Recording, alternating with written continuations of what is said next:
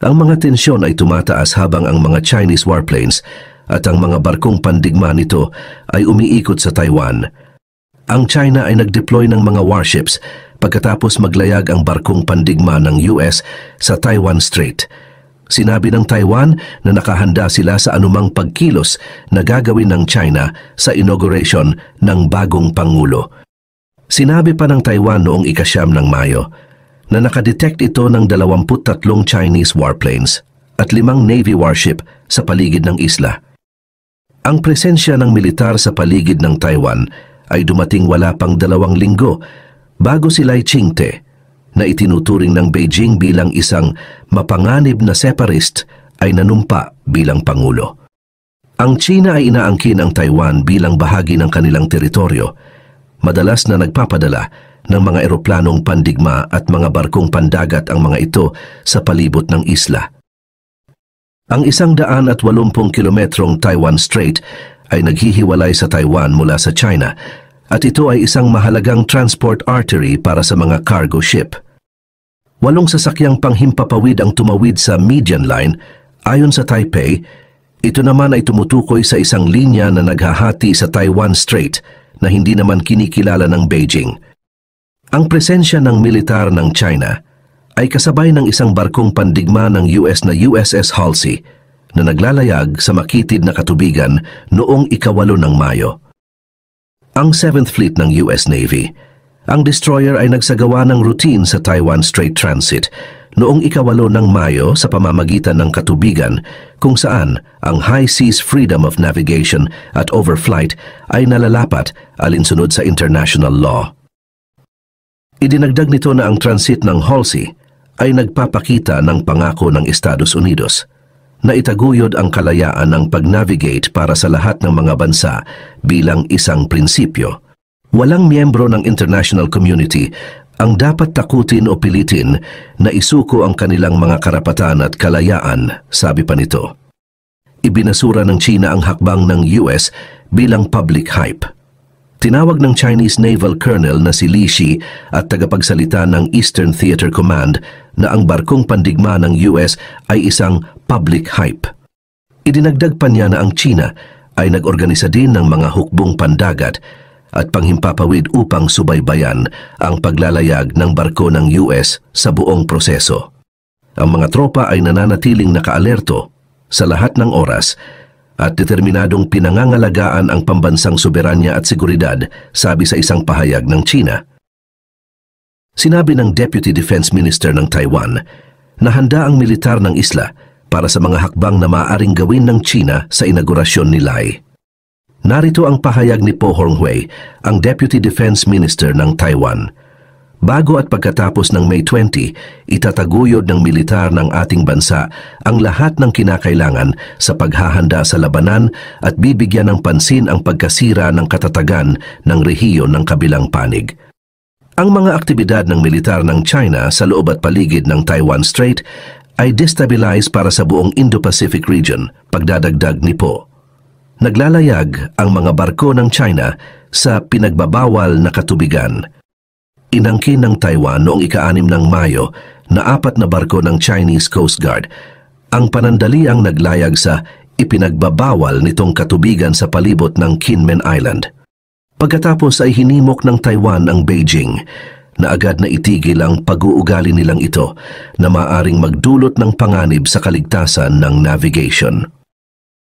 Nangako rin ng Beijing na palalakasin ang mga patrolya sa paligid ng Kinmen na pinangangasiwaan ng Taipei pagkatapos ng serye ng mga nakamamatay na aksidente sa pangingisda noong 2024. Isang Chinese speedboat na may lulan na 4 na tao ang tumaob malapit sa Kinmen noong ika-14 ng Pebrero habang tinutugis ito ng Coast Guard ng Taiwan na ikinasawi ng 2 tao. Isa pang Chinese boat ang tumaob sa lugar noong Marso na nagresulta din sa pagkamatay ng 2 tripulante. Sinabi ng Coast Guard ng Taiwan na ang bangka ay nasa loob ng prohibited waters at nagzigzag bago ito tumaob, ngunit inakusahan ng Beijing ang Taipei na itinago ang katotohanan tungkol sa insidente. Ang mga tensyon ay sumisiklab na bago pa man ang inaugurasyon ni Lai. Bago ang halalan sa Taiwan noong Enero, nagbabala ang China na sila'y ay maghahatid ng digmaan at pag-decline sa isla. Ngayon ang pangunguna sa kanyang May 20 inauguration ay isang mahigpit na binabantayang period habang ang mga tensyon ay tumataas sa pagitan ng dalawang panig. Sinabi ng China na hindi nito tatalikuran ang paggamit ng puwersa para mapasailalim ang Taiwan sa kontrol nito. Sila'y at maging ang papaalis na Pangulo na si Tsai Ing-wen ay hindi kinikilala ang pag-angkin ng China sa isla. Isang malaking komprontasyon sa pagitan ng US at Chinese Navy sa South China Sea. Itinaboy ng belligerent PLA ang US naval destroyer na USS Halsey. Nagkaroon na naman ng panibagong tensyon matapos palubugin ng US at Pilipinas ang barkong gawa ng China sa panahon ng drill. Isang massive escalation sa pagitan ng US at China sa highly volatile South China Sea. Sinabi ng militar ng China na tinaboy ng hukbong pandagat nito ang isang American destroyer noong ika-10 ng Mayo. Sinabi ng PLA na ang USS Halsey ay pumasok sa territorial waters ng Paracel Islands sa South China Sea. Narito ang pahayag ng China Southern Theater Command tungkol dito. Ang hakbang ng US ay seryosong lumabag sa soberanya at seguridad ng China. Isa na namang bakal na patunay ng hegemonya sa nabigasyon nito at militarisasyon ng South China Sea. Ang mga Chinese troops ay mananatiling alerto at patuloy na pangangalagaan ang pambansang seguridad. Samantala, noong ika-10 ng Mayo, iginiit ng USS Halsey ang mga karapatan at kalayaan sa paglalayag sa South China Sea malapit sa Paracel Islands na naaayon sa international law. Ang USS Halsey ay lumabas sa labis na pag-angkin at patuloy na operasyon sa South China Sea. Isang linggo lang ang nakalipas, lumabas online ang isang dramatic footage ng isang parehong komprontasyon. Lumapit ang barkong pandagat ng China sa US at Philippines warship na nagsasagawa ng drill sa South China Sea. Nagpaputok ang barkong Chino sa isang target sa dagat 600 yarda lamang mula sa USS Harper's Ferry. Nagiinit ang China habang nagsasagawa ng war drills ang US at Pilipinas sa South China Sea.